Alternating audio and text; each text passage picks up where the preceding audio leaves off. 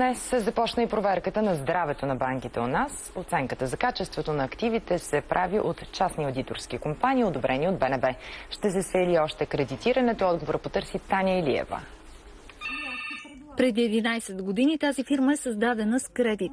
Колелото се завърта и бизнесът с мебели потръгва. Тогава идва ред на вторият заем. Купуват собствен терен.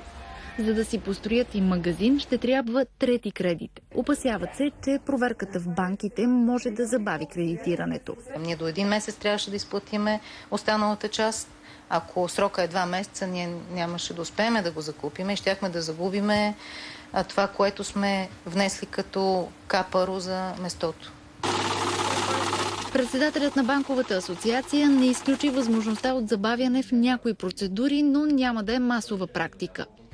Хората, които се занимават с досиетата на отделните кредитополучатели, ще бъдат ангажирани с оценката на качеството на активите и в някаква степен е възможно в отделни случаи да има забавения.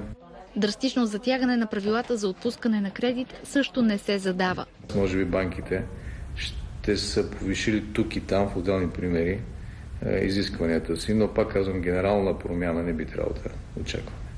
Според финансисти обаче ефектът от бюрокрацията неминуемо ще се усети. Всякаква административна намеса в банковото дело, в банковата система, всякакво стягане на контрола върху банките води до намаляване на кредитите.